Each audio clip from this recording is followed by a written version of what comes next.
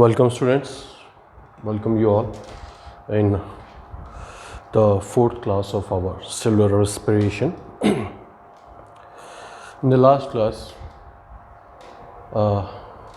we had a detailed study on glycolysis and gluconeogenesis. And in the last class, I was discussing about Rappaport-Lubberine cycle, and it is still remaining. So today we will start our class and we will complete this Rappaport-Lubberine cycle, which is mentioned on the blackboard. Actually, it is a part of glycolysis, and after that we will move to the catabolic process, in particular in aerobic condition. We will move towards tricarboxylic acid cycle, जिसको हम TCA cycle भी कहते हैं, और it is also known as Krebs cycle or citric acid cycle, because citrate is the first molecule synthesized in this cycle.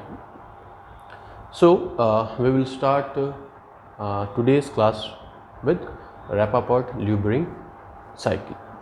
As I had mentioned that Rappaport-Lubberine cycle is actually a part of glycolysis, and this particular cycle operates in RBCs of mammals, including humans and newborn babies, in specific conditions. Particularly, this cycle operates when the oxygen concentration or the level of oxygen is low in the organism.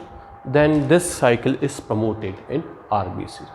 So we can say this cycle occurs during low oxygen condition, or we can say hypoxic condition. It means low oxygen concentration. Hypoxic condition कब arise हो सकती है organism के अंदर?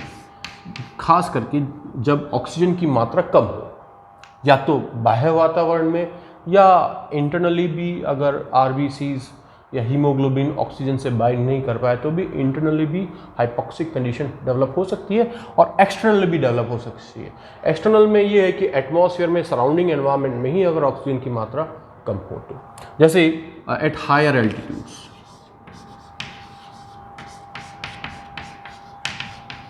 अगर हम बात करें तो बहुत ही ऊंचे पर्वत जो होते हैं, जो ऊंचे पहाड़ है, तो उच्च चोटी पर जहाँ पर हम देखते हैं कि ऑक्सीजन का, गैसेस का पार्शियल प्रेशर कम हो जाता है, तो वहाँ पर ऑक्सीजन कंसंट्रेशन कम हो जाती है.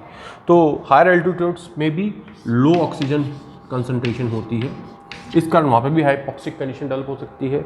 या कोई पर्सन एनीमिक हो.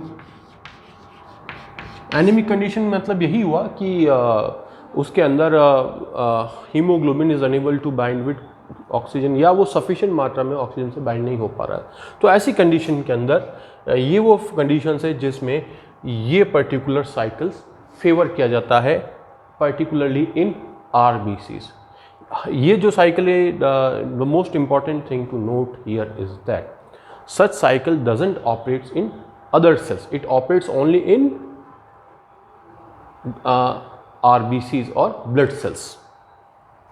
नाउ इसमें क्या होता है, ग्लाइकोलाइसिस ही है, बट एक स्टेप के अंदर, एक पर्टिकुलर स्टेप में रिएक्शन डिफरेंट होती है. जैसे for example, in this Rappaport-Lubberine cycle, ultimately glucose is converted into pyruvate,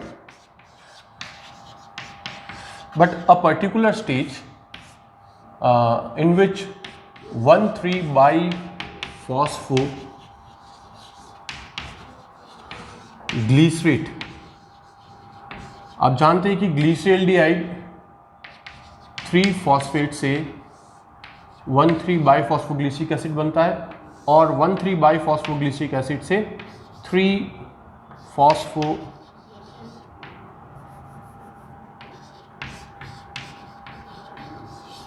glycerate is been synthesized during normal glycolysis। जब हम सिंपल ग्लाइकोलाइसिस की बात करें तो क्या होगा, इस स्टेप में 1,3 बाइफॉस्फोग्लिसरेट से 3 फॉस्फोग्लिसरिक एसिड बनता है और यहाँ पर 1,3 बाइफॉस्फोग्लिसरेट काइनेज एंजाइम इस रिएक्शन को कैटलाइज करता है और ये वह स्टेप है जहाँ पहली बार ग्लाइकोलाइसिस के अंदर ATP का सिंथेसिस होता है, ATP का प्रोडक्शन होता है। इस स्टेप और इस प्रोडक्शन को हम कहते हैं सबस्ट्रेट लेवल फॉस्फोराइलेशन भी कहते हैं। ठीक है, कोई दिक्कत नहीं है। ये हो रहा है ग्लाइकोलाइसिस की के अंदर नॉर्मल स्टेप में। और फिर 3 फॉस्फोग्लिसरिक एसिड 2 फॉस्फोग्लिसरिक एसिड में कन्वर्ट होता है, फिर आगे वो पैप में कन्वर्ट होगा फॉस्फोइनोल पाइरुवेट में और फॉस्फोइनोल पाइरुवेट से पाइरुवेट बनता है। ये आगे की स्टेप्स है और आगे ग्लूकोज से ये चीज़ ग्लूकोज के जो है आगे धीरे धीरे ग्लिसरॉल 3-फॉस्फेट बनाता है। खैर, अब यहाँ पर रेपापोर्ट ल्यूब्रिंग साइकिल में बस इस स्टेप में डिफरेंस आ रहा है। इस स्टेप में डिफरेंस ये हो रहा है कि जो रेपापोर्ट ल्यूब्रिंग जो साइकिल है, बाकी सारी स्टेजेस सिमिलर है, all stages are similar. The difference actually occurs in this particular step कि डायरेक्टली 1,3 बाइफॉस्फोग्लिसरेट यहाँ पर 3 फॉस्फोग्लिसरेट नहीं बनाएगा।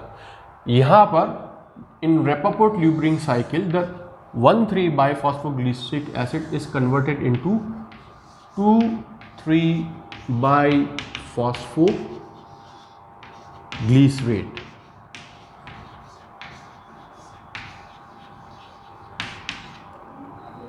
One, 2, 3 biphosphoglycerate is been synthesized in Rapaport Lubrin cycle, जबकि नॉर्मल ग्लाइकोलाइसिस में ये चीज़ नहीं बनती है। And this step is catalyzed by enzyme known as the same 2,3 biphosphoglycerate mutase enzyme. And later this 2,3 biphosphoglyceric acid is then converted into 3 phosphoglyceric acid or 3 phosphoglycerate, and this step is catalyzed by 2,3 biphosphoglycerate phosphatase enzyme. Phosphatase enzyme, a phosphate group is removed from here. Now see the difference between the conversion of 1,3 biphosphoglyceric acid into 3 phosphoglyceric acid during glycolysis. During glycolysis, the conversion of 1,3 biphosphoglyceric acid to 3 phosphoglyceric acid is catalyzed by 1,3 biphosphoglycerate kinase enzyme, and during this step 1 ATP molecule is synthesized by substrate level phosphorylation. So this is in case of glycolysis, but during Rapaport Lubrin cycle 1,3 biphosphoglyceric acid is converted into 3 phosphoglyceric acid by this type in such type of reaction. So in this Rapaport Lubrin cycle, this 1,3 biphosphoglyceric acid is first converted into 2,3 biphosphoglyceric acid. एक और intermediate आ गया इन दोनों के बीच में, and then this 2,3 biphosphoglyceric acid is converted into 3 phosphoglyceric acid, और उसके बाद सब सेम ही, कोई दिक्कत नहीं, चाहे ग्लाइकोलाइसिस हो चाहे वो Rapaport Lubrin cycle हो। अब यहाँ पर ये जो कन्वर्जन है, it is achieved by 2 different enzymes. The mutase enzyme converts 1,3 biphosphoglyceric acid into 2,3 biphosphoglycerate, and then the phosphatase enzyme converts this 2,3 biphosphoglycerate into 3 phosphoglycerate. Now the major difference between conversion of 1,3 biphosphoglyceric acid into 3 phosphoglycerate either by glycolytic mean or either by this Rapaport Lubrin cycle way is that in glycolysis ATP has been synthesized, while in case of RL cycle there is no synthesis of ATP. Means हो क्या रहा है कि cell के अंदर, RBC के अंदर इसका प्रोडक्शन हो रहा है।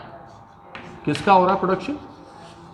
इस मॉलिक्यूल का, 2,3-बाइफॉस्फोग्लिसरिक एसिड। 2,3-बाइफॉस्फोग्लिसरिक एसिड नॉर्मल ग्लाइकोलाइसिस में नहीं बनता है, ठीक है, आरबीसी में ही बनेगा। और वो स्पेशल केस में ये प्रोसेस तब होगा जब ऑक्सीजन की कंसंट्रेशन बहुत ही कम हो जाती है, तब इसका प्रोडक्शन होता है। तो मैं इसकी सिग्निफिकेंस पे आ रहा हूं। हालांकि इस साइकिल से, हालांकि आरबीसी को एक एटीपी का नुकसान तो उठाना पड़ रहा है, वो एक अलग बात है, क्योंकि हालांकि एक एटीपी आगे भी बनेगा, जैसे एक एटीपी यहां पे बनता है पैप से पायरूवेट में। कुल मिला के जब एक ग्लिसरॉल्डिहाइड ट्रिफॉस्फेट अल्टीमेटली पायरूवेट बनाएगा तो 2 एटीपी बनते हैं सबस्ट्रेट लेवल फॉस्फोराइलेशन से। तो जब रैपापोर्ट ल्यूबरिंग साइकिल ऑपरेट करेगा तो सिर्फ एक ही एटीपी बनेगा, क्योंकि इस स्टेप पर एटीपी नहीं बनेगा। पर इसका एक फ़ायदा है, फ़ायदा ये है कि जो हम इसका बेनिफिट बताना चाह रहा हूँ 2,3-बाइफॉस्फोग्लिसरिक एसिड बनने का ये है कि इस two three bisphosphoglyceric acid has affinity with haemoglobin. इसके हीमोग्लोबिन के मॉलिक्यूल के प्रति बहुत ज़्यादा एफिनिटी है और ये हीमोग्लोबिन से बाइंड हो जाएगा। जब ये बाइंड होगा तो हीमोग्लोबिन से जो ऑक्सीजन मॉलिक्यूल बंधा हुआ है वो बहुत ही जल्दी उससे अलग हो जाएगा। एक्चुअली यह मॉलिक्यूल ऑक्सीजन की एफिनिटी हीमोग्लोबिन से कम कर देगा।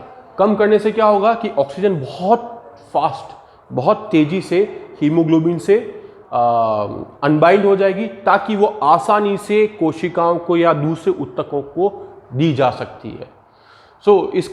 इस कारण क्या है कि ऑक्सीजन की जो शरीर के अंदर जो ऑक्सीजन की कमी हो गई है, तो उसका अगर शरीर में जब ऑक्सीजन की कमी होगी तो होना क्या चाहिए कि हीमोग्लोबिन बहुत ज़्यादा जल्दी रेट से, बहुत फास्ट रेट से जो है ऑक्सी हीमोग्लोबिन जो है वह ऑक्सीजन को छोड़े आसपास के टिश्यूज़ के लिए, सेल्स के लिए, तो वो उसकी दर को ये बढ़ा देता है। तो इस कारण क्या है कि कोशिकाओं को, सेल्स को, ऊतकों को जो ऑक्सीजन की कमी से जूझ रहे हैं उनको त्वरित ऑक्सीजन मिल जाती है। तो ये इस प्रोसेस को इंक्रीज कर देता है। इसलिए आरबीसी में जब कभी भी ऑर्गेनिज्म ऑक्सीजन की कम कंसंट्रेशन में होता है, और वो कैसे होगा, कोशिकाओं को ऑक्सीजन नहीं मिलेगी तो क्या है कि उनके कार्य नहीं होंगे, उनके अंदर एरोबिक रेस्पिरेशन नहीं होगा, एटीपी नहीं बनेगा, तो there will be a demand of huge amount of oxygen by the cells, by the body cells. और वो प्रेशर किस पे रहेगा, सर्कुलेटरी सिस्टम में, अल्टीमेटली आरबीसीज पर रहेगा। आरबीसीज को बहुत जल्दी अनलोड करना पड़ेगा ऑक्सीजन को, और वो अनलोडिंग कैसे होगी, जब हीमोग्लोबिन ऑक्सीजन को अपने से अलग करेगा। So it increases the rate of unloading of oxygen, कुछ इस तरीके से।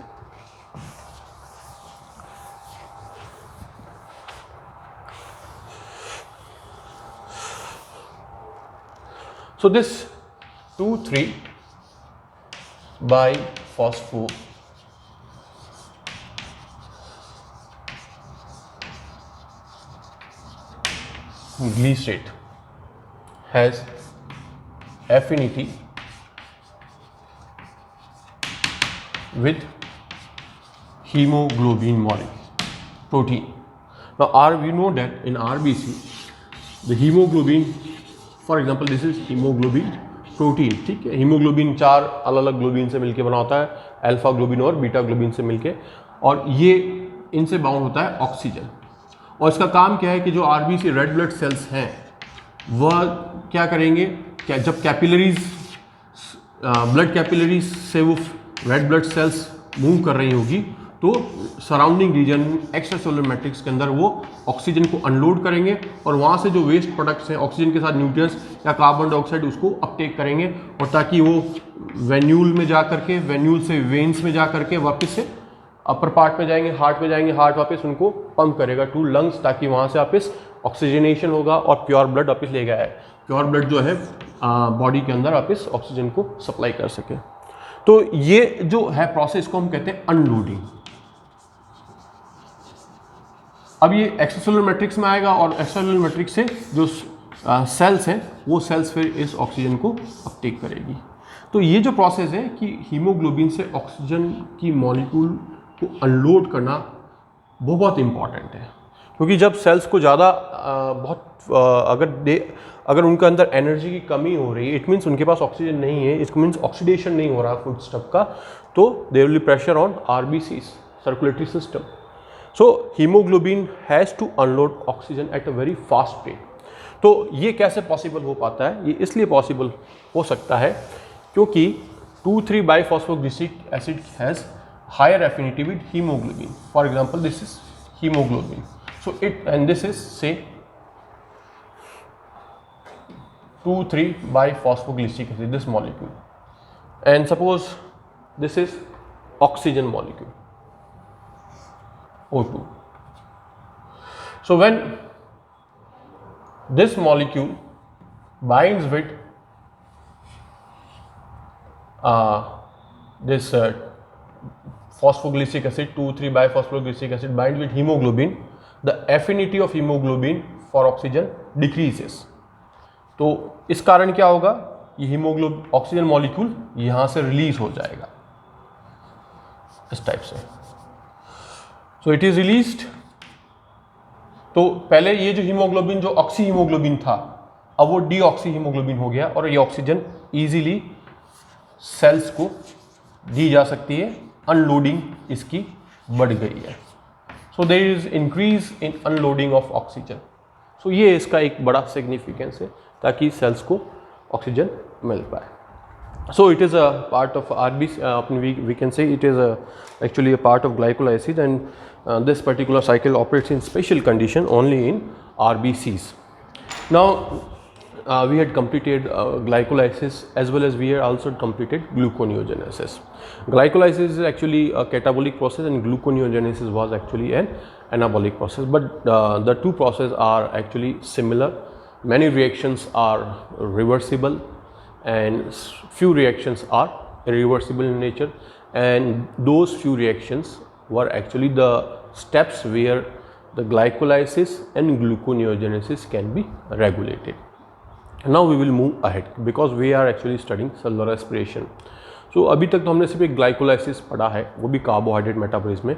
अब ग्लाइकोलाइसिस जो कि एक सेकेंड ऑक्सीजन, जब अपने शुरुआत में मैंने आपको इसका ओवरव्यू दिया था मेटाबॉलिज्म का, तब बताया था कि जब ऑक्सीडेशन होता है तो उसको 3 स्टेजेस में, हम कैटाबॉलिज्म को हम 3 स्टेजेस में पढ़ते हैं. Stage 1, stage 2, stage 3. स्टेज 1 में कोई भी मॉलिक्यूल, एनर्जी रिच मॉलिक्यूल, चाहे कार्बोहाइड्रेट हो, चाहे प्रोटीन हो या लिपिड हो, वो अपने वो जो पॉलीमर्स है वो अपने मोनोमर्स में कन्वर्ट होते हैं. जैसे मान लिया कि स्टार्च है तो स्टार्च को ग्लूकोज में कन्वर्ट कर दिया. अब स्टेज 2 के अंदर क्या होगा, वो ग्लूकोज का ऑक्सीडेशन स्टार्ट होगा या रेस्पिरेशन स्टार्ट होगा, तो ग्लूकोज मान लिया पायरुवेट बन गया, तो स्टेज 2 में आ गया ग्लाइकोलाइसिस. अब वो जो पायरुवेट बना, अब वो पायरुवेट एरोबिक कंडीशन के अंदर, अगर एनारोबिक कंडीशन है तो एनारोबिक कंडीशन में that pyruvate is converted to lactic, और ताकि जो रिड्यूसिंग पावर NADH जनरेट हुई थी वो रीऑक्सीडाइज हो और ग्लाइकोलाइसिस कंटिन्यू रहे.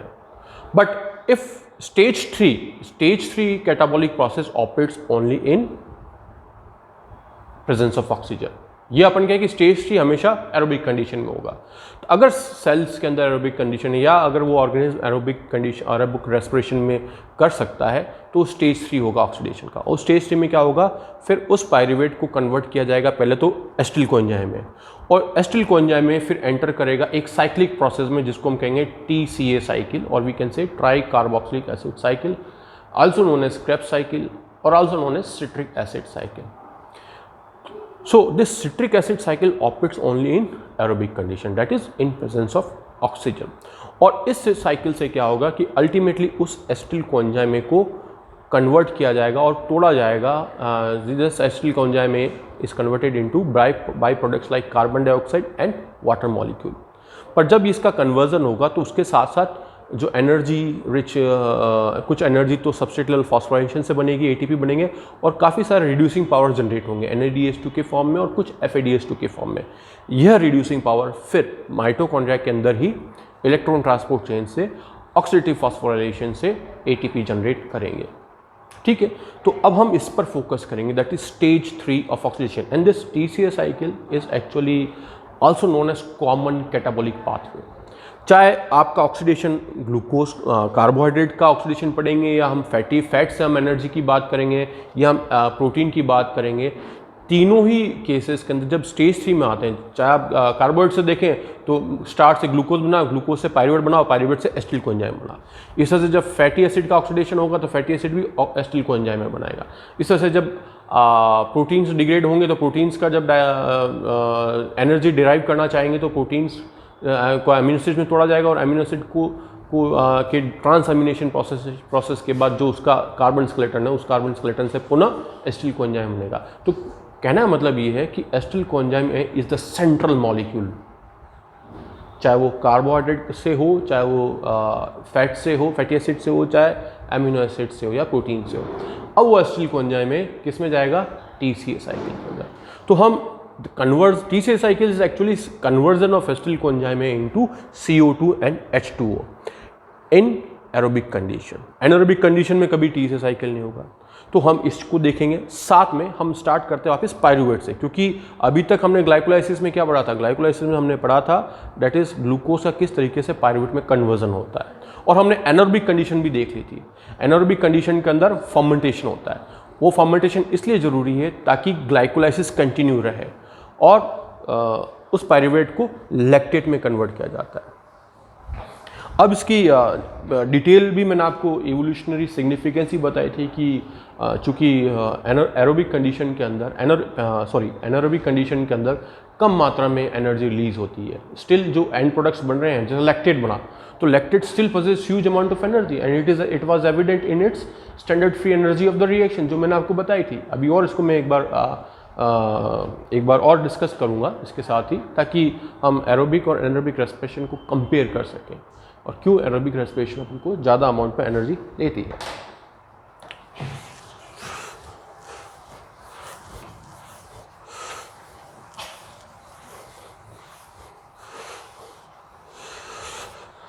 So, in the last class, we had studied glycolysis, और ग्लाइकोलाइसिस को कोई ज़रूरी नहीं है ऑक्सीजन की रिक्वायरमेंट हो या नहीं हो। ऑक्सीजन की चाहे एनारोबिक या स्ट्रिक्टली एनारोबिक ऑर्गेनिज्म हो या एरोबिक ऑर्गेनिज्म हो, दोनों ही ऑर्गेनिज्म के अंदर ग्लाइकोलाइसिस हो सकती है। इसको ग्लाइकोलाइसिस के लिए ऑक्सीजन की आवश्यकता नहीं है, ठीक है। अब ग्लाइकोलाइसिस में हुआ क्या? ग्लूकोज से बन गया पायरुवेट। एक मॉलिक्यूल ग्लूकोज से बना पायरुवेट, 2 पायरुवेट बन गए एक मॉलिक्यूल ग्लूकोज से, ठीक है। पूरा स्टेप देख लिया। अब मान लिया कि ये जो पायरुवेट है, अभी जिस सेल में ये ग्लाइकोलाइसिस, उस सेल के अंदर एनारोबिक कंडीशन है, मतलब ऑक्सीजन की डेफिशिएंसी है, तब तो इस पायरुवेट को कन्वर्ट किया जाएगा इनटू लैक्टेट। 2 लैक्टेट में कन्वर्ट कर दिया, या जैसे कार्डियक स्केलेटन मसल सेल के अंदर हो गया। वो इसलिए जरूरी है ताकि NADH2 से NAD वापस बनाया जाए, रीऑक्सीडेशन ऑफ NADH, और ये NAD उस प्रोसेस को कंटिन्यू रखे। कौन सा प्रोसेस? NADH वाला, क्योंकि आगे ATP जनरेशन होता है। अगर ये स्टेप रुक जाएगी, अगर NAD, if glycolysis is short of NAD, it means glycolysis will halt, it will not move ahead, और आगे की स्टेप्स में ATP जनरेशन होता है। पर अगर सपोज कंडीशन है ये है कि ऑक्सीजन अवेलेबल है, तो जब ऑक्सीजन अवेलेबल है तो this pyruvate is first converted into acetyl coenzyme and this acetyl coenzyme enters into TCA cycle, where byproducts will be H2O and carbon dioxide, but इसके साथ साथ काफ़ी मात्रा में रिड्यूसिंग पावर्स जनरेट होंगे NAD in the form of NADH2, FADH2, और ये आगे चल करके ATP सिंथेसिस करेंगे by means of oxidative phosphorylation, and huge amount of energy can be synthesized during oxygen concentration. So हम ये चीज़ अब स्टडी करेंगे कि ऑक्सीजन के उपस्थिति में आगे पायरुवेट कैसे एसिटिल कोएंजाइम में कन्वर्ट हो रहा है एंड दैट एसिटिल कोएंजाइम में कैसे टीसीए साइकिल से रिड्यूसिंग पावर्स जनरेट कर रहा है और कुछ एटीपी जैसे सबस्ट्रेट लेवल फॉस्फोराइलेशन से भी जनरेट कर सकता है। तो हम अब इस चीज़ पर फोकस करेंगे, ये चीज़ हम पढ़ चुके हैं।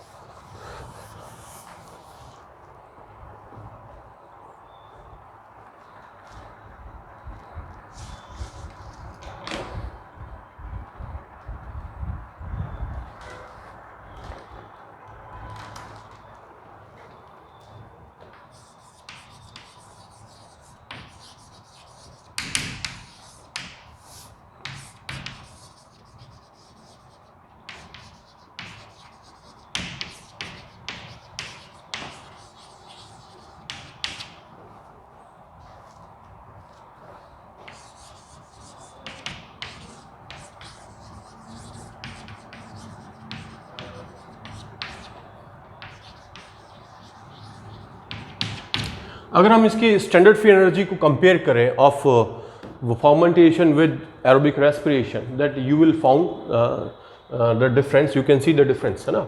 जैसे फॉर एग्जांपल एनारोबिक कंडीशन के अंदर रेस्पिरेशन हो या जिसको हम फर्मेंटेशन कहते हैं, एक्चुअली करेक्ट टर्म क्या है? एनारोबिक रेस्पिरेशन का करेक्ट टर्म एक्चुअली फर्मेंटेशन है। और respiration means uptake of oxygen and होता है रेस्पिरेशन। नॉर्मली जब अपन when we breathe it is called respiration. So respiration actually means uptake of oxygen.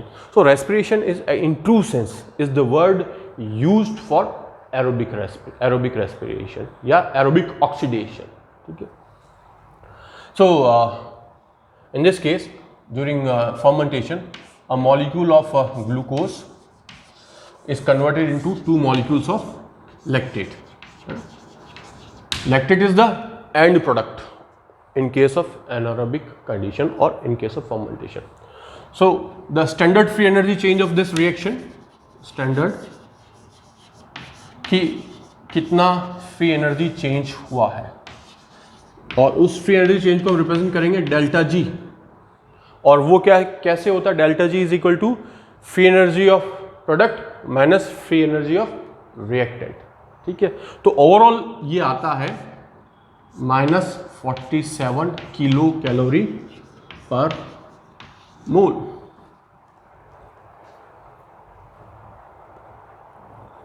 बस इतना सा डिफरेंस है। और जब हम बात करेंगे रेस्पिरेशन की एरोबिक कंडीशन में, तो molecule of glucose in aerobic condition is converted into 6 molecule of carbon dioxide and 6 molecule of water in presence of oxygen overall.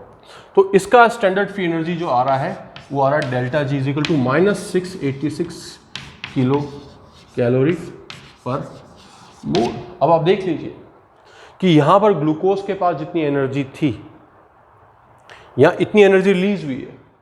कितनी एनर्जी?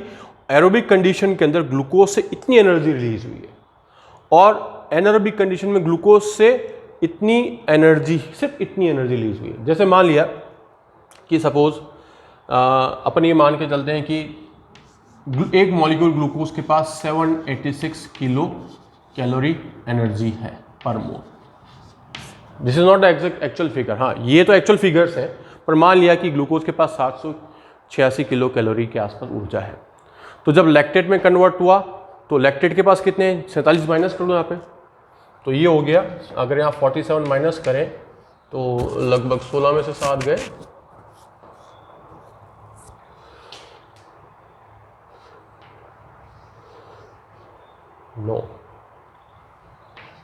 लगभग 739।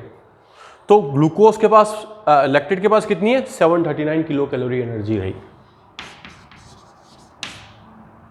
रिलीज कितनी? सिर्फ 47। तो इसका मतलब लैक्टेट के पास अभी भी इतनी मात्रा में ऊर्जा है, और जबकि इतनी ऊर्जा जो रिलीज हुई उसी से एटीपी बना, तो मींस एटीपी प्रोडक्शन कम हुआ, क्योंकि यही इस एनर्जी से ही तो एटीपी बनेगा। अब ये जो एनर्जी रिलीज हुई उससे ही एटीपी बनेगा, और एटीपी बन रहा है कितना? 2 एटीपी, और 2 एटीपी का मतलब -14.3 किलो कैलोरी, अभी भी बहुत कम बन रहा है। जबकि यहाँ पर अगर अपन बात करें 786 किलो कैलोरी है, तो इन दोनों के पास रह गया लगभग 100 kilocalorie energy. They are energy poor molecules. तो प्रोडक्ट के पास 100 है, यहाँ 786 है, तो कुल मिला के कितनी एनर्जी रिलीज करिए 686। तो एरोबिक कंडीशन में ग्लूकोज की मैक्सिमम एनर्जी बाहर रिलीज हुई है, और इस मैक्सिमम एनर्जी से फिर कई सारे एटीपीस बन सकते हैं, मेनी एटीपीस। और लगभग कितने बनेंगे 38 के आसपास एटीपी बन जाएंगे, 38 एटीपीस। जबकि एनारोबिक कंडीशन के अंदर सिर्फ 2 एटीपी बन रहे थे, और लैक्टेट के पास बहुत ज़्यादा भी मात्रा में एनर्जी है।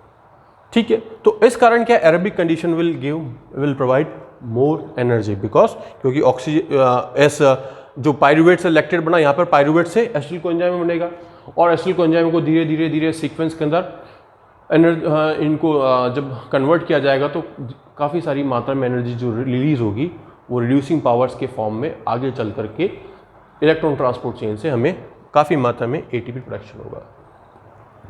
तो स्टार्ट करते हैं ट्राई कार्बोक्सिलिक एसिड साइकिल।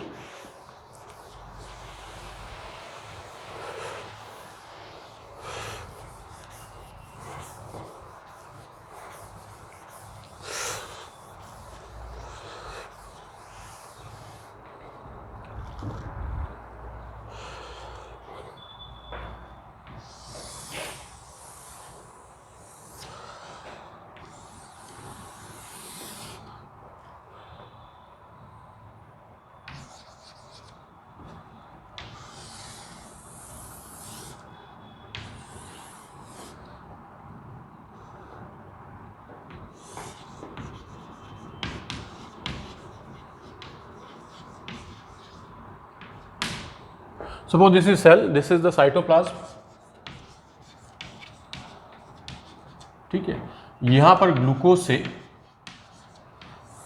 बना पायरुवेट।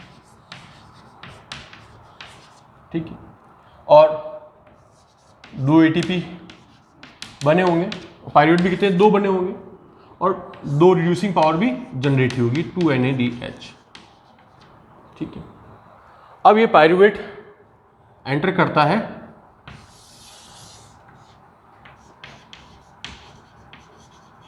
माइटोकॉन्ड्रिया के अंदर, और माइटोकॉन्ड्रियल की जो मैट्रिक्स है उस मैट्रिक्स में सबसे पहले पायरुवेट का कन्वर्जन होगा एसिटिल कोएंजाइम के अंदर। सबसे पहली स्टेप होगी pyruvate is converted to acetyl coenzyme. ये भी एक कॉम्प्लेक्स रिएक्शन है, but this particular reaction is not part of TCA cycle, it is not part of tricarboxylic acid cycle. Acetyl coenzyme A से शुरुआत होती है TCA cycle की, फिर एसिटिल कोएंजाइम में जाएगा TCA साइकिल के अंदर, और TCA साइकिल जो है एक साइक्लिक प्रोसेस है, और यहाँ पर CO2 और H2O as a by product निकलते हैं इस प्रोसेस के अंदर, वो अपन देखेंगे। और it is also linked with electron transport chain जो कि माइटोकॉन्ड्रिया के अंदर है, और साथ साथ यहाँ पर रिड्यूसिंग पावर्स जनरेट होगी H2 और FADH2 के फॉर्म में। तो हम ये चीज़ देखेंगे TCA साइकिल, और ये भी देखेंगे। तो पहले हमें देखना पड़ेगा conversion of pyruvate into acetyl coenzyme. This is first step, and then this is proper TCA cycle.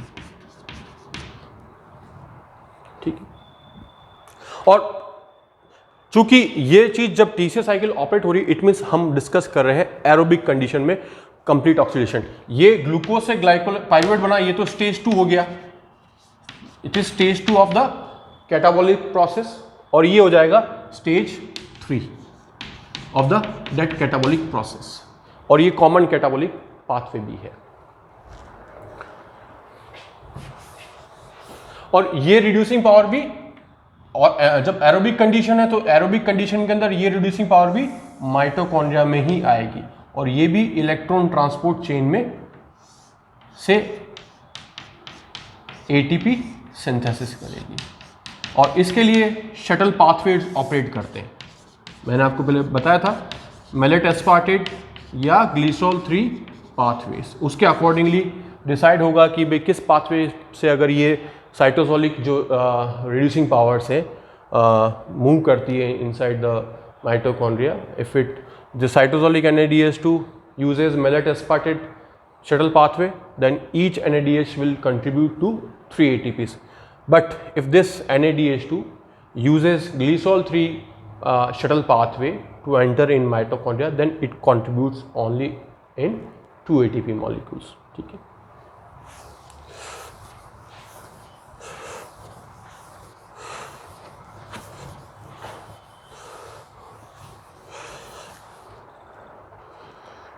So first है conversion of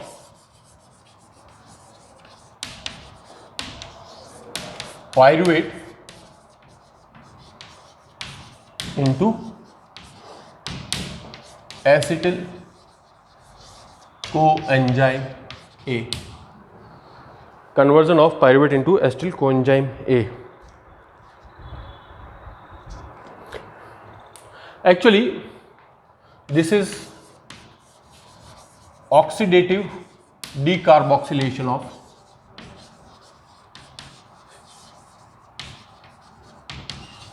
pyruvate. और इसमें जो इंपॉर्टेंट एंजाइम है, ये एक कॉम्प्लेक्स ऑफ एंजाइम जिसको हम कह रहे हैं पायरुवेट डीहाइड्रोजिनेज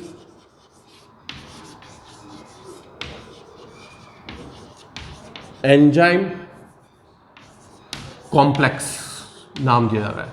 एंजाइम कॉम्प्लेक्स का मतलब ये हुआ कि यहाँ पे एक से अधिक एंजाइम काम कर रहे हैं, तो एटलीस्ट 3 डिफरेंट एंजाइम्स यहाँ पर इसका पार्ट होंगे, 3 डिफरेंट एंजाइम्स, और साथ साथ में 5 डिफरेंट को एंजाइम्स.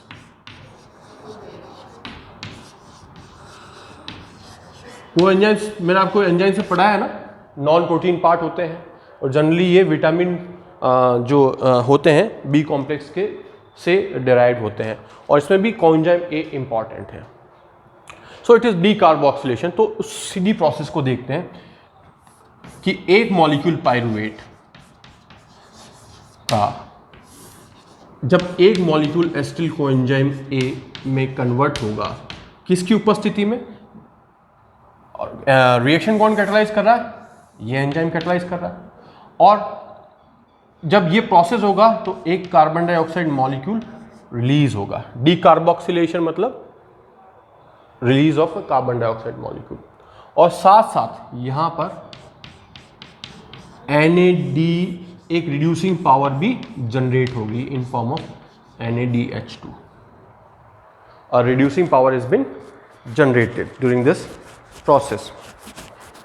सो और को एंजाइम ए की उपस्थिति में होगा. इससे क्या होगा कि ये एक एसिटिल कोएंजाइम बन गया जो कि एक 2 कार्बन कंपाउंड है.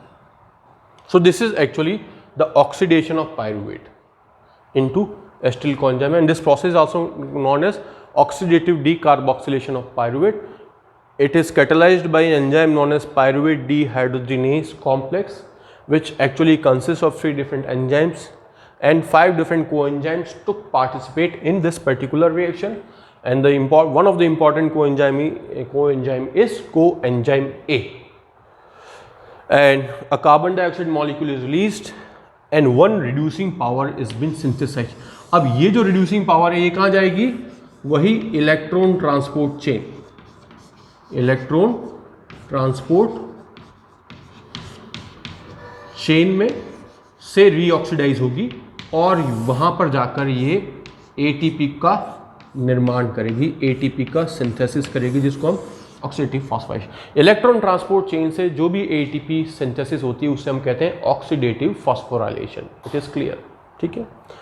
अब चूंकि एसिटिल कोएंजाइम बन गया, अब कहाँ बना ये एसिटिल कोएंजाइम? इन माइटोकॉन्ड्रियल मैट्रिक्स. तो अब हम बात कर सकते हैं एसिटिल कोएंजाइम के ऑक्सीडेशन की, जिसको हम कहेंगे TCA cycle, that is oxidation of acetyl coenzyme, और ये हमेशा कब होगा, ऑक्सीजन की उपस्थिति में. इवन ये प्रोसेस भी कब हो रही है, ऑक्सीजन की उपस्थिति में. अगर पायरुवेट एसिटिल कोएंजाइम में कन्वर्ट हो रहा है, इट मीन्स TCA साइकिल होगा, इट मीन्स उस सेल के अंदर ऑक्सीजन है और वहां पर एरोबिक रेस्पिरेशन के लिए वो तैयार है. So now we will come on the oxidation of acetyl coenzyme, that is TCA cycle.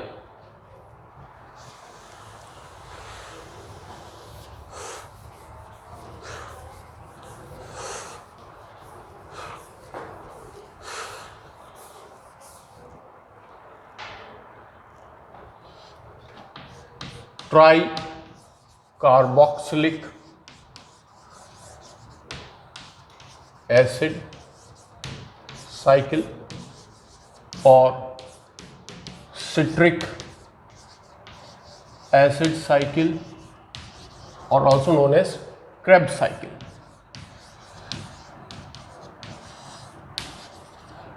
ठीक है, सो इसके ये इतने नामों से ये जानी जाती है क्रेब्स साइकिल। जिस साइंटिस्ट ने इसके ऊपर खोज करी थी इस सर्वप्रथम इसलिए इसी के नाम से भी इसके साइकिल को जाना जाता है। लगभग 1937 के आसपास क्रेब ने इस पूरे साइकिल के बारे में बताया था। So this TCA cycle is actually oxidation of acetyl coenzyme में into carbon dioxide and water molecule की एसिटिल कोएंजाइम का ऑक्सीडेशन किया जाएगा in a series of reaction. कोई सिंगल स्टेप नहीं है, in series of reaction to produce carbon dioxide and water.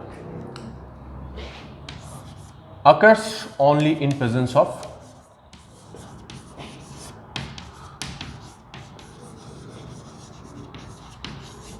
Oxygen. ये सिर्फ ऑक्सीजन की उपस्थिति में ही होगी, ऑक्सीजन की अनुपस्थिति में ये नहीं होगी। It is also known as common catabolic pathway. इसको हम कॉमन कैटाबॉलिक पाथवे भी कहते हैं। इसको amphibolic, it is also a very good example of amphibolic pathway. It is also an example of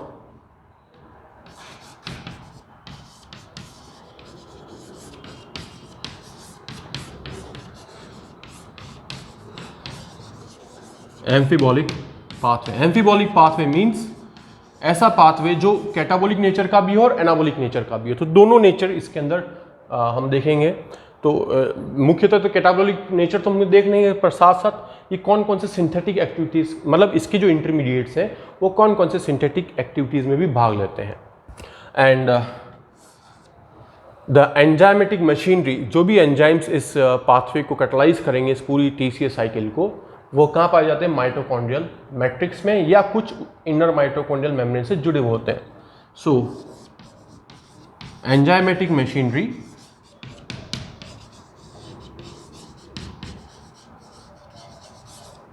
lies in mitochondrial matrix.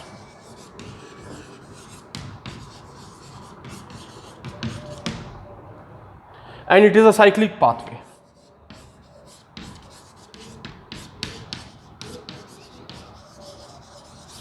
तो इसके बारे में देखेंगे। और कॉमन कैटाबॉलिक पाथवे हमने क्यों कहा? कॉमन कैटाबॉलिक पाथवे इसलिए कहा कि चाहे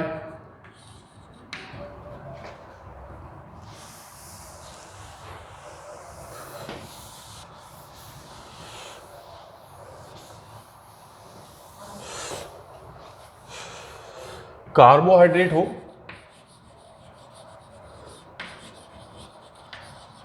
जैसे मान लिया यहाँ पे स्टार्च है, स्टार्च को ब्रेक डाउन किया ग्लूकोज के अंदर, ग्लूकोज को ब्रेक डाउन किया पायरुवेट, और पायरुवेट से अल्टीमेटली एसिटिल कोएंजाइम है। ये स्टेज 1 रहा होगा और ये स्टेज 2 रहा होगा कैटाबॉलिक प्रोसेस का। इस तरह से फैट हो, फैट को कन्वर्ट किया फैटी एसिड के अंदर, ये तो हो गया स्टेज 1 ऑफ कैटाबॉलिज्म, और ये हो गया फैटी एसिड को जब बीटा ऑक्सीडेशन होगा स्टेज 2, इसको हम कहेंगे बीटा ऑक्सीडेशन से, और ये प्रोसेस होगा ग्लाइकोलाइसिस। ठीक है, ग्लाइकोलाइसिस में बीच में पायरुवेट बनेगा और पायरुवेट से एसिटिल कोएंजाइम है। या फिर प्रोटीन हो, तो proteins are broken down into amino acids in stage 1, और स्टेज 2 में amino acids are converted into acetyl coenzyme into stage 2, that is deamination process. Oxidative deamination होगा यहाँ पर। तो अल्टीमेटली चाहे कोई भी फूड स्टफ हो, प्रोटीन हो, अल्टीमेट उससे भी एसिटिल कोएंजाइम में जनरेट होगा, फैट भी एसिटिल कोएंजाइम में जनरेट करेगा, फैटी एसिड्स में से फिर फैटी एसिड्स एसिटिल कोएंजाइम में, या स्टार्च जो भी है ऑक्सीजन की उपस्थिति में एसिटिल कोएंजाइम होगा। तो एसिटिल कोएंजाइम में एक कॉमन सेंट्रल मॉलिक्यूल हो गया है, और फिर ये जाएगा TCA साइकिल के अंदर, और ultimately carbon dioxide and water, साथ में रिड्यूसिंग पावर्स एंड FADH2, और वह reducing powers ultimately ATP production करेंगे by means of oxidative phosphorylation. So इसलिए इसको कह रहे हैं कॉमन कैटाबॉलिक पाथवे।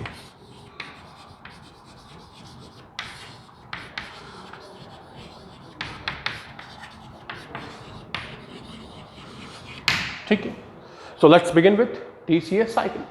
तो हम पूरा इसका साइक्लिक प्रोसेस देखते हैं और कौन कौन से एंजाइम्स यहाँ पर वर्क कर रहे हैं, और साथ साथ में किस किस स्टेजेस पर रिड्यूसिंग पावर जनरेट कर रहे हैं, और फिर हम देखेंगे इसका ये TCA साइकिल कितनी ATP सिंथेसिस में कंट्रीब्यूट करता है, और अल्टीमेटली हम देखेंगे कि ग्लूकोज का जब फुली ऑक्सीडेशन होगा तो एक ग्लूकोज मॉलिक्यूल जब कंप्लीट ऑक्सीडेशन होगा उसका एरोबिक कंडीशन में तो कितना ATP प्रोड्यूस करेगा, वो स्टैटिस्टिक्स भी हम इसके साथ देखेंगे। हम साथ में देखेंगे इसके रेगुलेशन के बारे में, इसकी एम्फिबॉलिक नेचर के बारे में भी देखेंगे, and we will also discuss about the what are anaplerotic reactions. So a molecule of acetyl coenzyme, so this the TCA cycle.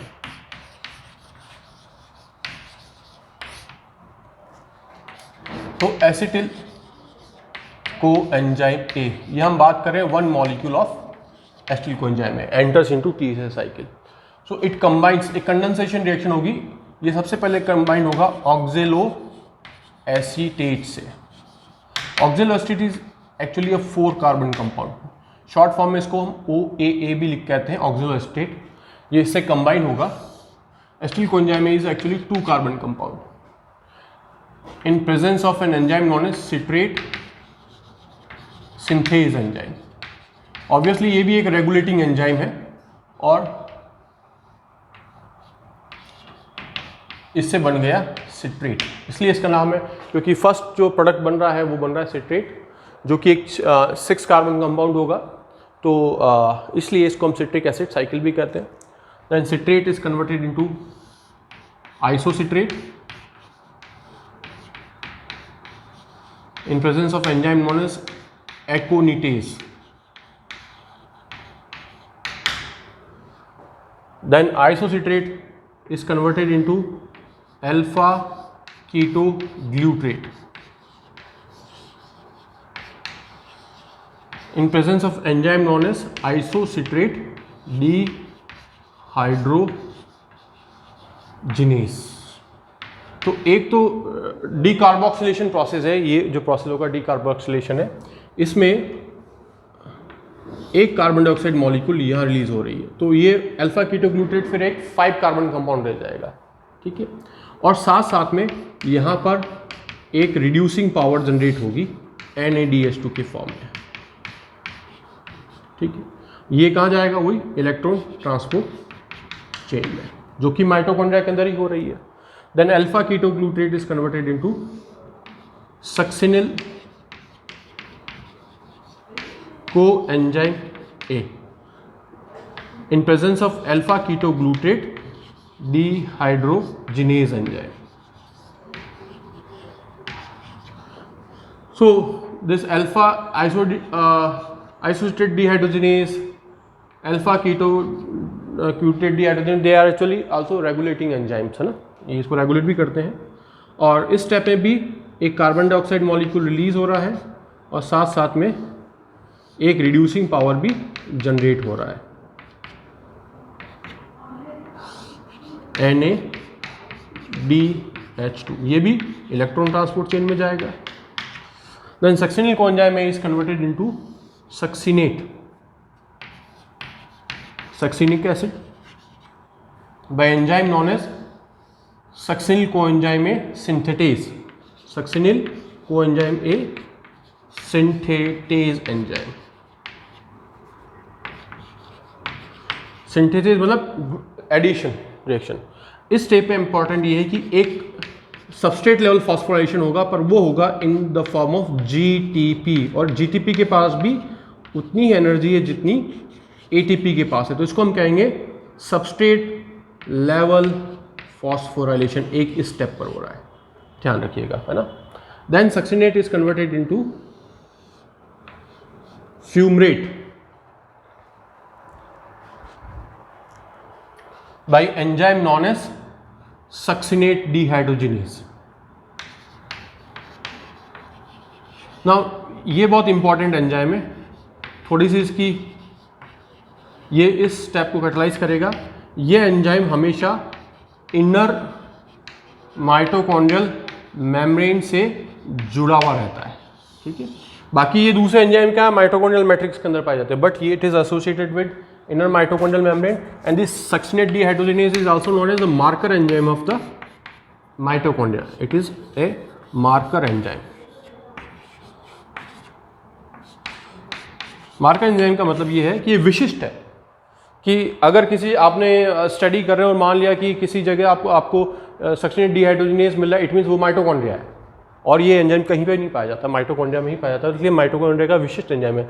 अब जैसे मेलेट डिहाइड्रोजिनेज माइटोकॉन्ड्रिया में भी है, तो मेलेट डिहाइड्रोजिनेज साइटोप्लाज्म में मिलेगा, बट सक्सिनेट डिहाइड्रोजिनेज स्पेशली यही प्राप्त होता है।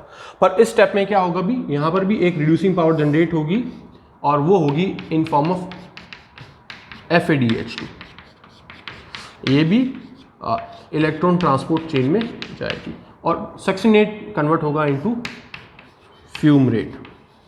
और हमने देखा है कि सक्सिनेट डिहाइड्रोजिनेज का कॉम्पिटिटिव इनहिबिटर है मेलोनेट, है ना, मेलोनेट इसका कॉम्पिटिटिव इनहिबिटर भी है।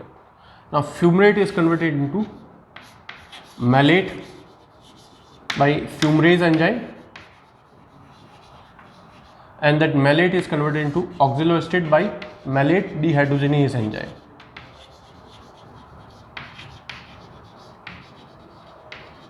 और यहां पर भी एक रिड्यूसिंग पावर जनरेट हो रही है, ठीक है। और वो ऑक्सिलोएस्टेट वापस रिसाइकिल हो रहा है, मतलब जो ऑक्सिलोएस्टेट सबसे पहले रीयूज्ड हुआ था TCA साइकिल में, वो पुनः वापस रीजनरेट हो रहा है, ठीक है। So that's why it is called as cyclic process. Now important thing is these are the important ये इंटरमीडिएट्स हैं, और ये एंजाइम्स हैं जो इन रेस्पेक्टिव स्टेप्स को कैटलाइज कर रहे हैं। और इम्पॉर्टेंट बात यह है कि कौन कौन सी स्टेजेस के अंदर हमें रिड्यूसिंग पावर्स या फॉस्फोर या ATP या GTP जनरेट हो रहा है, तो वो इंपॉर्टेंट बात है कितना है। तो मान लिया जब एक मॉलिक्यूल एसिटिल कोएंजाइम में जब TCA साइकिल में एंटर करेगा और ये साइक्लिक इवेंट होगी, तो उस एक मॉलिक्यूल के ऑक्सीडेशन से अलग अलग स्टेजेस पे, कौन सी स्टेज 1, एक तो ये स्टेज 2, एक स्टेज 3, एक स्टेज 4 और एक स्टेज 5, 5 जगहों से हमें या तो energy rich reducing power, energy rich reducing powers मिलेंगे, या फिर हमें ATP मिलेगा या GTP मिलेगा, सबस्ट्रेट लेवल फॉस्फोराइलेशन। तो आप पहली स्टेप देखेंगे कि एक तो आइसोसिट्रेट से जब अल्फा कीटोग्लूट्रेट जनरेट होता है, तब वहाँ पर एक रिड्यूसिंग पावर बन रही है NADH2 के फॉर्म में। दूसरी स्टेज अल्फा कीटोग्लूट्रेट से सक्सिनेट कोएंजाइम में, तो यहाँ पर एक रिड्यूसिंग पावर जनरेट हो रही है। तीसरी स्टेज सक्सिनेट कोएंजाइम सक्सिनेट, यहाँ पर सीधा GTP बन रहा है, तो यहाँ तो सीधा हाई एनर्जी मॉलिक्यूल जनरेट हो रहा है, सबस्ट्रेट लेवल फॉस्फोराइलेशन, जो कि एक ATP के बराबर है, ऊर्जा देता है। चौथी स्टेज सक्सिनेट डिहाइड्रोजिनेज वाली है, जो सक्सिनेट से फ्यूमरेट, यहाँ पर भी हमें एक रिड्यूसिंग पावर जनरेट हो रहा है, बट वो FADH2 के फॉर्म में है। और पांचवी मैलेट से जब ऑक्सिलोएस्टेट बन रहा है, तो यहाँ पर भी एक रिड्यूसिंग पावर जनरेट हो रहा है। तो अगर हम एनर्जेटिक्स को समझने का प्रयास करें कि एक TCA साइकिल में जब एक मॉलिक्यूल एसिटिल कोएंजाइम में TCA साइकिल कंप्लीट करता है, तो कितना रिड्यूसिंग पावर्स और कितनी ATP जनरेट कर रहा है। तो 1 TCA साइकिल का एनर्जेटिक डाटा स्टैटिस्टिकल हम देखें, तो इस एक TCA साइकिल के अंदर कुल मिलाकर 3 तो NADH2 जनरेट हो रहे हैं, कितने क्लियर है, 1 2 3, एक FADH2 जनरेट हो रहा है और तीसरा एक जीटीपी जनरेट हो रहा है। क्लियर? अब ये कुल मिलाकर के कितनी एटीपी के बराबर है हम उसकी बात करेंगे। तो चूंकि ये जो रिड्यूसिंग पावर जनरेट हो रहे हैं ये कहाँ जाएगा? इलेक्ट्रॉन ट्रांसपोर्ट चेन के अंदर, जहां पर एक NADH2 लगभग 3 ATP के बराबर ऊर्जा देगा। वो ये प्रोसेस भी हम बाद में देखेंगे किस तरीके से होगा। तो 3 NADH2 लगभग कितनी ATP दे रहे हैं यहाँ पे इलेक्ट्रॉन ट्रांसपोर्ट चेन में? 9 ATP। तो 9 ATP तो इन 3 NADH2 से प्राप्त हो जाएंगे इलेक्ट्रॉन ट्रांसपोर्ट चेन के अंदर, जबकि एक FADH2 जो है वो लगभग 2 ATP के बराबर ऊर्जा देता है। तो कुल मिला के एक FADH2 बन रहा है तो 2 ATP जनरेट होंगे और एक GTP, चूंकि ये सबस्ट्रेट लेवल फॉस्फोराइलेशन डायरेक्ट है, and 1 GTP is equivalent to 1 ATP in terms of energy, तो लगभग 1 ATP के आसपास ऊर्जा दे रहा है। तो ओवरऑल देखें तो 9, 10, 11 और 12, तो 12 ATP के बराबर ऊर्जा देता है एक TCA cycle on complete oxidation of when, और we can say on complete oxidation of 1 acetyl coenzyme A, 12 ATPs are produced. ठीक है, तो अब हम देखेंगे overall energy gain from a glucose molecule during aerobic respiration, कि एक ग्लूकोज के कैटाबॉलिज्म से या एक ग्लूकोज के कंप्लीट ऑक्सीडेशन से एरोबिक कंडीशन में कितने ATP जनरेट हो रहे हैं। ठीक है,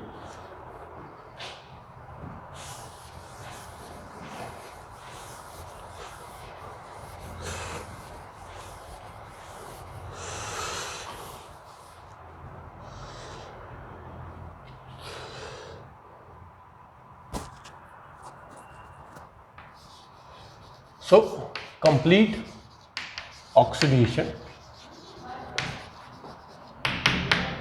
of one molecule of glucose oxygen, और कौन सी? एरोबिक कंडीशन के अंदर। सो एरोबिक कंडीशन मीन्स हम सब चीज जोड़ देखें, इनमें 3 चीजों को जोड़ना पड़ेगा। पहला ग्लाइकोलाइसिस से कितने ATP प्राप्त हो रहे हैं, दूसरा ऑक्सीडेशन ऑफ पायरूवेट, 3 स्टेप्स हो जाएगी इसमें, oxidation of pyruvate that is pyruvate का एसिटिल कोएंजाइम में कन्वर्जन, और तीसरा TCA साइकिल।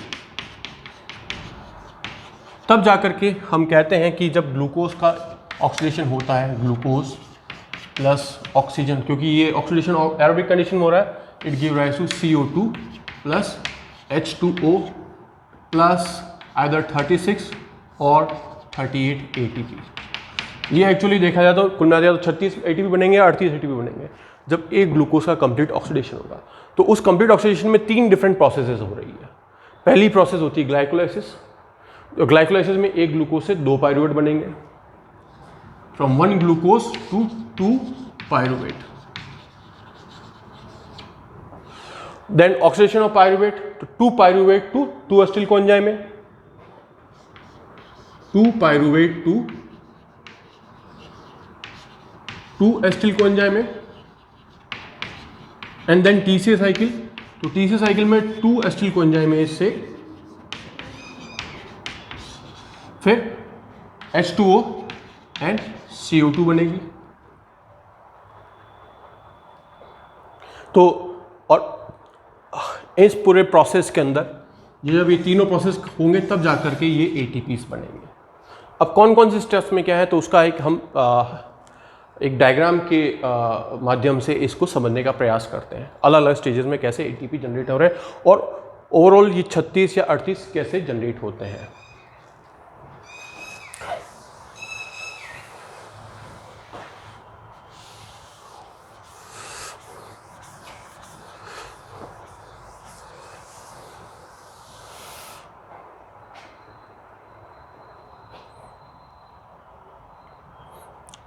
देखिए,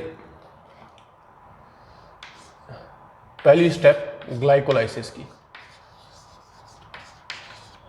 उस ग्लाइकोलाइसिस में एक मॉलिक्यूल ग्लूकोज से जब 2 पायरुवेट बनेंगे तो क्या चीज जनरेट होगी? सबस्ट्रेट लेवल फॉस्फोराइलेशन, SLP से तो बन जाएंगे 2 ATP, डायरेक्ट 2 ATP बन रहे हैं, और 2 रिड्यूसिंग पावर जनरेट होगी,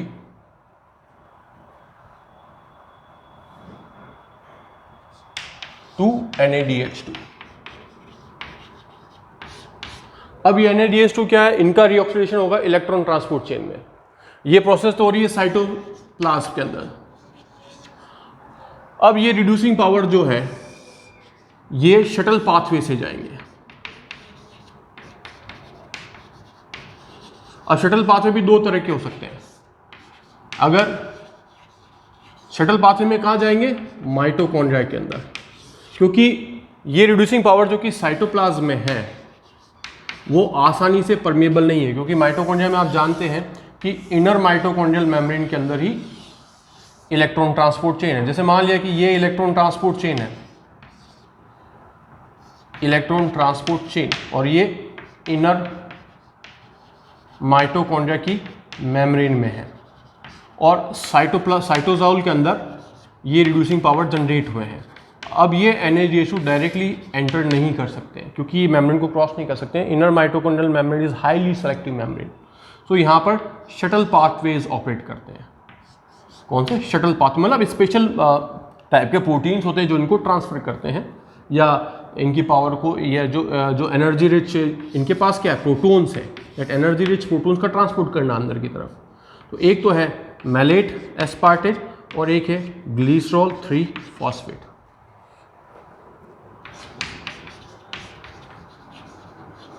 और एक है ग्लिसरॉल 3 फॉस्फेट। अब चूंकि 2 रिड्यूसिंग पावर बने, अगर मान लिया 2 रिड्यूसिंग पावर मैलेट एस्पार्टेट से जाते हैं, तब जाकर के ये लगभग 6 ATP बनाएंगे। मतलब यहां पर एक NADH2 3 ATP के बराबर ऊर्जा देगा, जबकि इस केस में एक NADH2 लगभग 2 ATP के बराबर ऊर्जा देगा। ये चीज मैं समझाऊंगा आपको जब हम पढ़ेंगे इलेक्ट्रॉन ट्रांसपोर्ट चेन, ठीक है? तो इसलिए यहां पर बनेंगे 4 ATP। तो इसलिए हम कहते हैं कि ग्लाइकोलाइसिस से जो रिड्यूसिंग पावर बन रहा है 2 NADH2, वो या तो 6 ATP दे सकते हैं या 4 दे सकते हैं। तो इसका कंट्रीब्यूशन कितना हो गया? आइदर 4 और 6 ATP। इसलिए ग्लाइकोलाइसिस से कुल कितने ATP बन रहे हैं? से बन रहे हैं टोटल 2 ATP तो सबस्ट्रेट फॉस्फोराइलेशन से, और ये हो गए ऑक्सीडेटिव फॉस्फोराइलेशन से। तो टोटल 2 + 4 या 2 + 6, तो मतलब आइदर 6 या 8 ATP। तो पहली चीज तो ये हो गई, कोई दिक्कत नहीं इसमें, फर्स्ट ग्लाइकोलाइसिस, क्लियर। अब दूसरी बात करते हैं हम, सेकंड, ऑक्सीडेशन ऑफ पायरुवेट।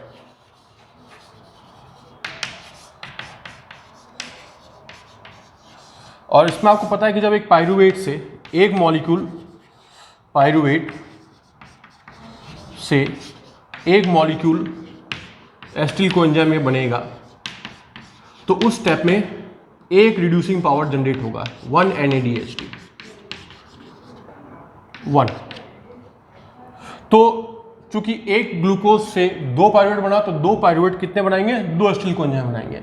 तो जब 2 पायरुवेट से 2 एसिटिल कोएंजाइम बनेंगे, तो वी कैन से कुल मिला के 2 NADH2 यहाँ सिंथेसाइज होंगे। तो we can say when we 2 molecules of pyruvate are converted into 2 molecules of acetyl coenzyme, it means 2 reducing powers are generated। अब चूंकि ये प्रोसेस हो रही है माइटोकॉन्ड्रिया के अंदर, तो ये सीधा ही जाएंगे इलेक्ट्रॉन ट्रांसपोर्ट चेन के अंदर, और वहां ऑक्सीडेटिव फॉस्फोराइलेशन से एक NADH2 लगभग इस केस में 3 ATP के बराबर ऊर्जा देगा, तो ये देंगे 6 ATP। कितना हो गए? 6 ATP के आसपास। तो जो सेकंड प्रोसेस है ये वाली प्रोसेस, इसको अपन इससे मार्क कर रहे हैं येलो कलर चौक से, 6 ATP, 6 और 8 ATP एंड देन 6 ATP। ये किस में हो गए? सेकंड प्रोसेस के अंदर। अब तीसरी प्रोसेस आती है कौन सी, TCA साइकिल।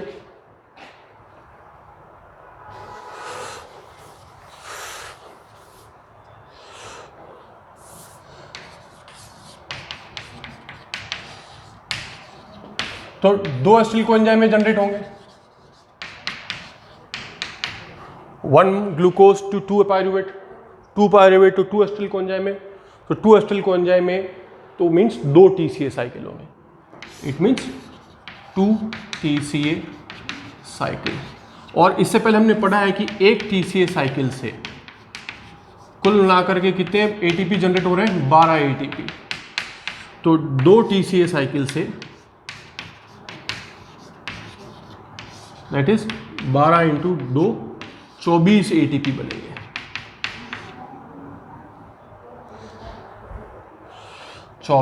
ATP बनेंगे।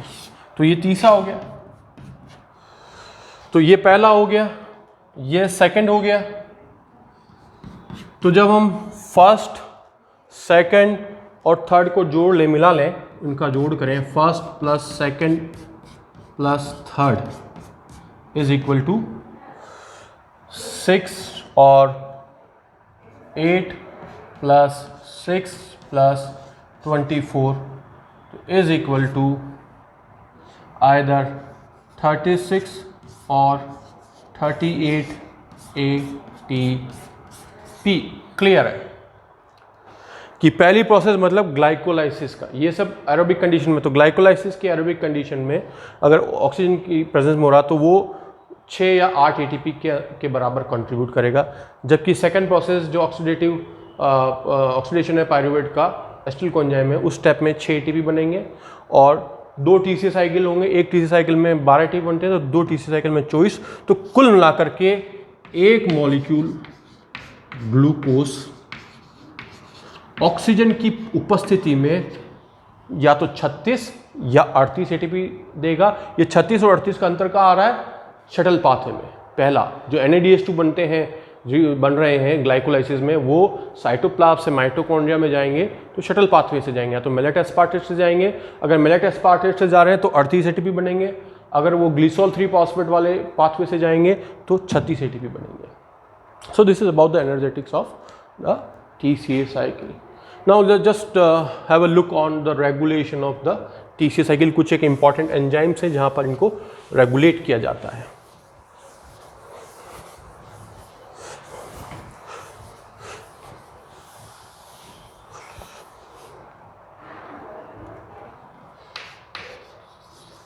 So some of the regulating enzymes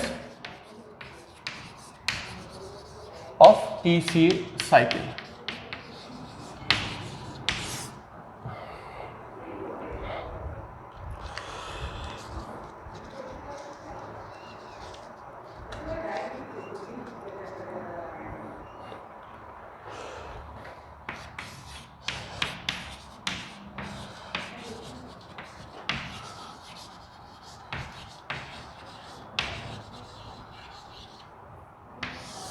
So isocitrate dehydrogenase, it is also one of the important regulating enzyme, and it is actually an allosteric enzyme.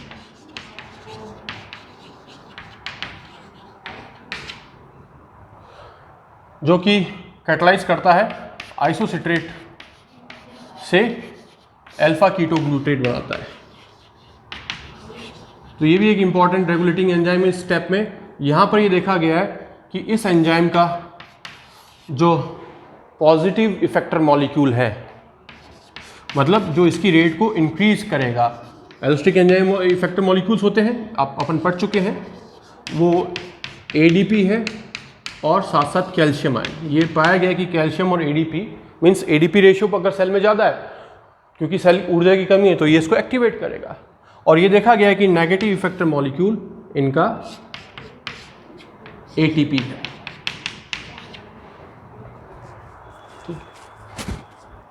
इस तरह से दूसरा जो है वो succinate dehydrogenase.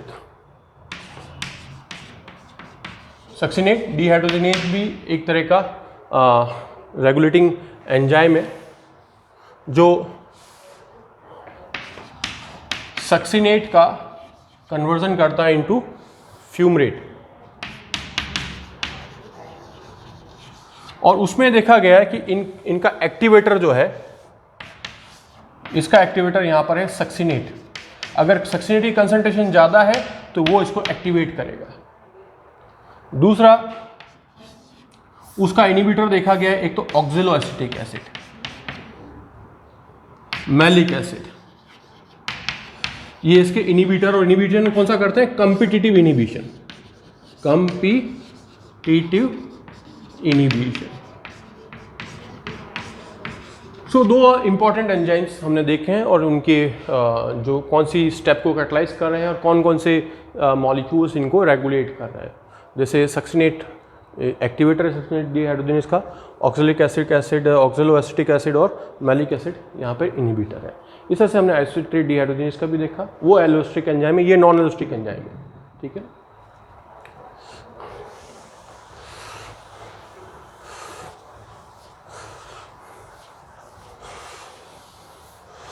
Now we will discuss about this is all about the TCA cycle in which we had studied the cyclic event and the various steps, various intermediates formed during the TCA cycle and the important enzyme which catalyze these reactions, as well as we had studied the energetics of the TCA cycle, how much reducing powers are being synthesized, and ultimately how much ATP they generates by means of oxidative phosphorylation. And in overall we had studied the energetics of complete oxidation of one molecule of glucose in the presence of oxygen. It it produces something around 36 or 38 ATP. Now we will discuss about the amphibolic nature of TCA cycle, because it is one of the important property of TCA cycle.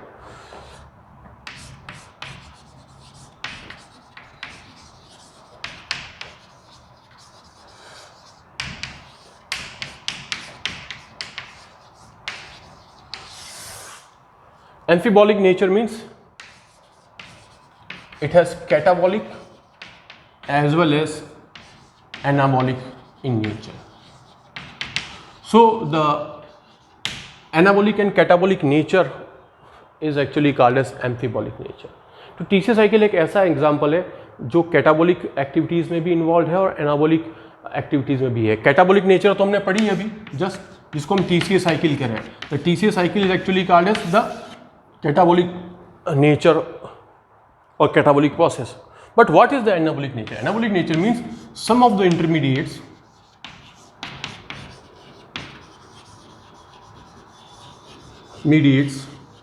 of TCA cycle acts as precursors in biosynthetic activities. Biosynthetic activities means anabolic activities और anabolic pathways. तो ये भी observe किया गया है कि कई सारे TCA साइकिल के जो इंटरमीडिएट्स बन रहे हैं, जैसे कि सिट्रेट है, isolated alpha ketoglutarate succinyl coenzyme है, ऑक्सैलिक एसिटिक एसिड और मैलेट है, उनमें से कुछ इंटरमीडिएट्स क्या है कि कुछ बायोसिंथेटिक एक्टिविटीज़ में भी जाते हैं। वो कोई और कंपाउंड बनाएंगे, अल्टीमेटली कुछ और एक बड़ा सिंथेटिक कंपाउंड बनेगा। तो उस नेचर को हम कह रहे हैं एनाबोलिक नेचर। और इसलिए चूंकि इसके पास एनाबोलिक नेचर भी है और कैटाबोलिक नेचर भी है, इसलिए हम इसको कहते हैं एम्फिबोलिक नेचर। तो देखते हैं कौन कौन से इंटरमीडिएट्स हैं और वो क्या क्या बनाते हैं। So now we will focus on the anabolic nature of the TCA cycle.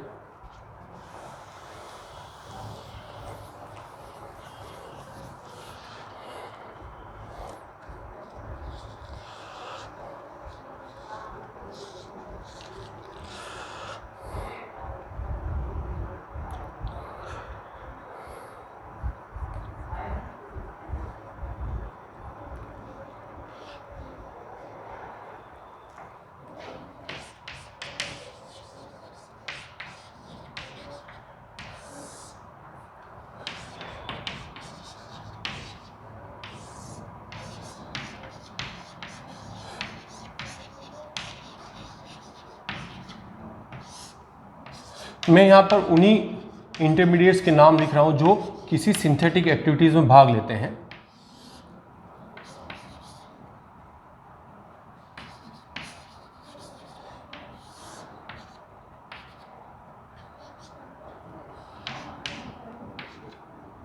Oxaloacetic acid.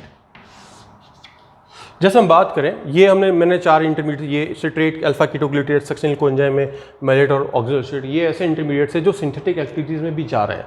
जैसे सिट्रेट है, तो सिट्रेट आगे चल करके फैटी एसिड बायोसिंथेसिस में जाएगा। किसमें? Fatty acid biosynthesis. तो सिट्रेट एक्चुअली बनाएगा एसिटिल कोएंजाइम में, और एसिटिल कोएंजाइम में एक्चुअली प्रिकर्सर है फैटी एसिड बायोसिंथेसिस का। इस तरह से अल्फा कीटोग्लूटारेट ट्रांसएमिनेशन से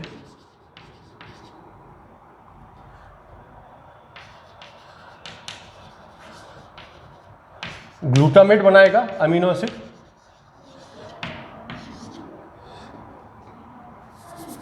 और ये ग्लूटामेट दूसरे नॉन एसेंशियल एमिनो एसिड्स का बायोसिंथेसिस करेगा। इसके अलावा प्यूरिन्स का भी निर्माण करता है। तो अल्फा कीटोग्लूटारेट से कई सारे non essential amino acid, non essential amino acid का मतलब ऐसे अमीनो एसिड जो अपनी बॉडी खुद सिंथेसाइज कर सकती है। एसेंशियल अमीनो एसिड मीन्स जो अपनी बॉडी सिंथेसाइज ना कर सकें, उनको हमें बाहर से डाइट के माध्यम से या भोजन के माध्यम से उसको लेना पड़ता है। तो कई सारे, पहले तो actually transamination reaction alpha ketoglutarate बनाता है ग्लूटामेट, और उस ग्लूटामेट से फिर दूसरे अमीनो एसिड बनाए जा सकते हैं, या ग्लूटामेट प्यूरिन्स भी बना सकता है। प्यूरिन्स मतलब एडिनाइन और गुआनाइन। इस तरह से सक्सिनिल कोएंजाइम में एक इम्पॉर्टेंट मॉलिक्यूल सीक्रेट करता है जिसको हम कहते हैं हिम ग्रुप। हीमोग्लोबिन के अंदर जो प्रोस्थेटिक ग्रुप होता है उसको कहते हैं हीम ग्रुप। तो उसका बायोसिंथेसिस में सक्सिनिल कोएंजाइम में इंपॉर्टेंट है। इस तरह से मैलेट पायरुवेट बना सकता है। ऑक्जेलोएसिड भी ट्रांसएमिनेशन से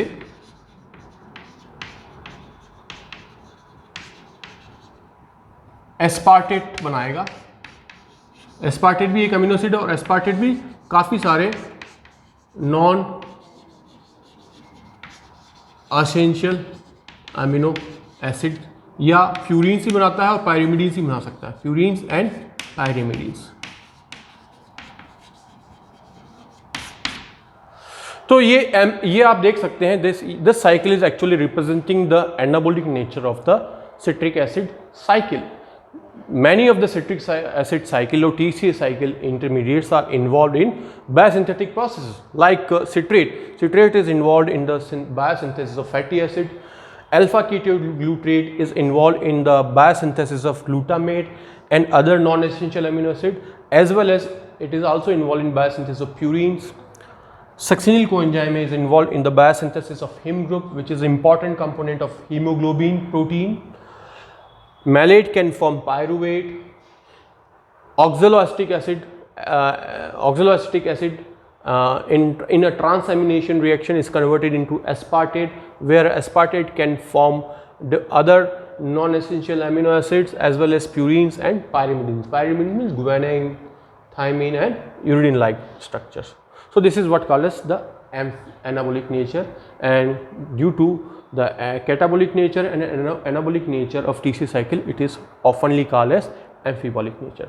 But suppose मान लिया अगर कोई बायोसिंथेटिक प्रोसेस, ये जो एनाबोलिक नेचर जो है, एनाबोलिक नेचर के कारण कोई इंटरमीडिएट किसी बायोसिंथेसिस में चले गए, तो क्या होगा, वो इंटरमीडिएट की शॉर्टेज हो जाएगी TCA साइकिल में. तो ये जरूरी है कि इंटरमीडिएट्स वापस माइटोकॉन्ड्रिया में इनको कन्वर्ट किया जाए. ये इंटरमीडिएट्स अगर नहीं होंगे तो वो प्रोसेस नहीं हो गया.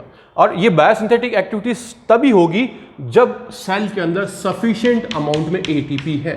एटीपी का रेशियो अगर एडीपी से ज़्यादा है तो ही ये एनाप्लोरेटिक रिएक्शंस हो, ये तो ही ये बायोसिंथेटिक प्रोसेस होगी. और जैसे ही एडीपी रेशियो अधिक हो जाएगा तो सिट्रिक एसिड साइकिल का फिर कैटाबोलिक नेचर जो है वो ऑपरेट करेगा. और उसके लिए जरूरी है कि पूर्व में जो इंटरमीडिएट्स बायोसिंथेटिक एक्टिविटीज में जा चुके तो उन्हें वापस लाया जाए. तो ऐसी भी कई सारी एंजाइमेटिक रिएक्शंस हैं जो सिट्रिक एसिड साइकिल के इंटरमीडिएट्स को पुनः सिट्रिक एसिड साइकिल में लेके आएगी, और ऐसी रिएक्शंस को कहा जाता है एनाप्लोरेटिक रिएक्शंस.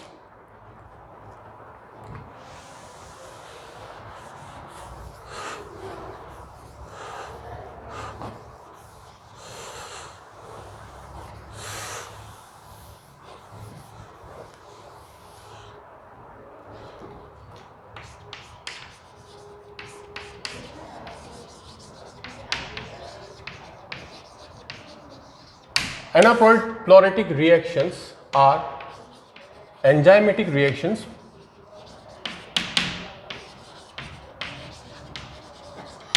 which replenishes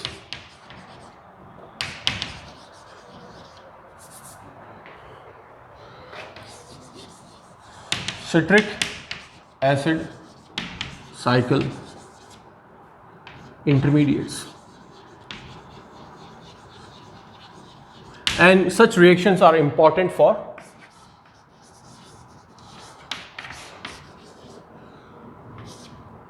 continuation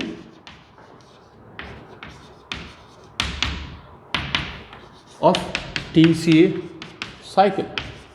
तो TCA साइकिल प्रॉपरली हम उसको क्या कहते हैं, कैटाबोलिक प्रोसेस। तो ये एनाप्लोरेटिक रिएक्शन जरूरी है। अगर एनाप्लोरेटिक रिएक्शन नहीं होगी, जैसे मान लिया फॉर एग्जांपल जैसे एसिटिल कोएंजाइम ए से ये अलग अलग इंटरमीडिएट बन रहे हैं और एक इंटरमीडिएट है अपना मैलेट। मैलेट से फिर ऑक्सोएसिटिक ए बनेगा और ऑक्सोएसिटिक एसिड से वापस से ये चीज़। अब सपोज मैलेट यहाँ पे पायरुवेट कन्वर्जन में चला गया, सारा का सारा जो मैलेट था कहाँ पर, माइटोकॉन्ड्रिया के अंदर, उस माइटोकॉन्ड्रियल मैट्रिक्स के अंदर फॉर एग्जांपल कि मैलेट सारा का सारा पायरुवेट बना गया। तो इट मीन्स अब देयर इज नो मैलेट। और मान लिया सेल को अब एनर्जी की आवश्यकता एसिटिल कोएंजाइम का TCA साइकिल में एंटर कर गया, तो यहाँ पर फ्यूमरेट से मैलेट बना होगा। अब मैलेट ही जब सपोज मैलेट ही नहीं है, तो मैलेट नहीं होगा तो मैलेट से कैसे ऑक्सोएसिटेट बनेगा। जब ऑक्सोएसिटेट ही नहीं होगा तो फिर ये साइकिल कैसे कंटिन्यू होगा। तो ज़रूरी है कि जो इंटरमीडिएट किसी बायोसिंथेटिक प्रोसेस में गया है तो उसे पुनः वापस लाया जाए इस जगह पर, पुनः उसको रिप्लेनिश किया जाए। और वह रिएक्शंस, ऐसी रिएक्शन जो सिट्रिक एसिड साइकिल के इंटरमीडिएट्स को पुनः लेके आती है ताकि TCA साइकिल कंटिन्यू रहे, ऐसी रिएक्शंस को हम कहते हैं एनाप्लोरेटिक रिएक्शन। जैसे उदाहरण के तौर पर यहाँ पर एक रिएक्शन है जो पुनः मैलेट को लेके आ सकती है, ला सकती है इस केस के अंदर।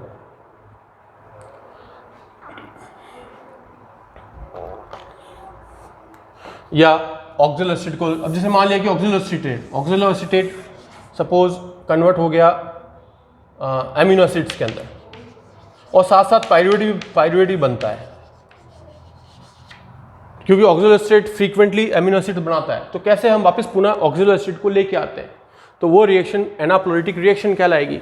और पायरुवेट कार्बोक्सिलेज एक इंपॉर्टेंट एंजाइम है जो क्या करता है, जैसे मान लिया पायरुवेट खूब सारा मात्रा में मैलेट ने भी बना दिया या ऑक्सिलो एसिड से भी पायरुवेट बनता है, तो पायरुवेट को पुनः पायरुवेट कार्बोक्सिलेज एंजाइम की उपस्थिति में कार्बन डाइऑक्साइड ऐड किया जाएगा इसमें, और साथ साथ ATP भी खर्च हो रहा है, ऑक्सिलोएसिटिक एसिड में कन्वर्ट किया जाएगा। और मैंने आपको बताया था पायरुवेट कार्बोक्सिलेज एक इंपॉर्टेंट एंजाइम है, रेगुलेटिंग एंजाइम है ग्लूकोनियोजेनेसिस के अंदर भी। तो ये ऑक्सिलोएसिटेट वापस पुनः अपनी जगह पर आ गया और ये साइकिल कंटिन्यू रहेगी। तो इस रिएक्शन को हम कहेंगे एनाप्लोरेटिक रिएक्शन। तो I hope today you had understand the TCA cycle. This is our actually this was the fourth class of our cellular respiration, and I start with the Rapoport-Lubring cycle, which is actually part of glycolysis, and this cycle operates in RBCs only, and particularly in hypoxic condition. Hypoxic condition means in the absence of or in the very low concentration of oxygen, because the advantage of Rapoport-Lubring cycle is that in this cycle a molecule known as 2,3-biphosphoglycic acid has been synthesized, and this 2,3-biphosphoglycic acid has a very high affinity with hemoglobin. So as it is synthesized, it readily binds with hemoglobin molecules, and when it binds with hemoglobin molecule, the affinity of hemoglobin for oxygen is decreased, and hemoglobin rapidly releases oxygen, or we can say it rapidly unloads oxygen so that oxygen can be provided to the surrounding cells and tissues, and their demand of oxygen can be completed. So this was the advantage of Rapaport-Lubrin cycle. And then we had started the TCA cycle, and TCA cycle operates only in aerobic condition only, that is in presence of oxygen, and this is also known as common catabolic pathway, because whether the acetylcoenzyme A, which is actually the starting molecule of the TCA cycle, is contributed by contributed by carbohydrates. It is also contributed by the stage 1 and stage 2 process of fat, even the catabolic events of proteins. So, but we had focused on TCA, and we had studied the various reactions of the TCA cycle. It operates in the mitochondrial matrix, and it is responsible for the production of different many reducing powers, at least 3 NADH2 and 1 FADH2 and a single GTP molecule. And then we finally studied the overall contribution or overall production of ATP during from one molecule of glucose in the presence of oxygen, that is in aerobic condition. So from the oxidation of glucose to production of carbon dioxide and water, 3 different stages were involved. First, stage 1 was actually glycolysis. Stage 2 was actually the conversion of pyruvate into acetylcoenzyme, that was the oxidation of pyruvate, and then finally TCA cycles. So these 3 stages contributes in the production of either 36 ATP or 38 ATP. We had also studied about the anabolic or we can say amphibolic nature of the TCA cycle. The anabolic nature means many intermediates of the TCA cycle were involved in, or actually are involved in the biosynthetic process, like biosynthesis of fatty acid, heme group, some non-essential amino acids, as well as purine and pyrimidine. And at last we had studied the anaplerotic reactions. What are anaplerotic reactions? Means these are those reactions, those enzymatic reactions which actually replenishes the citric acid cycles. So this was the final topic of today's class. From the next class we will continue the other topics of our cellular respiration. Thank you.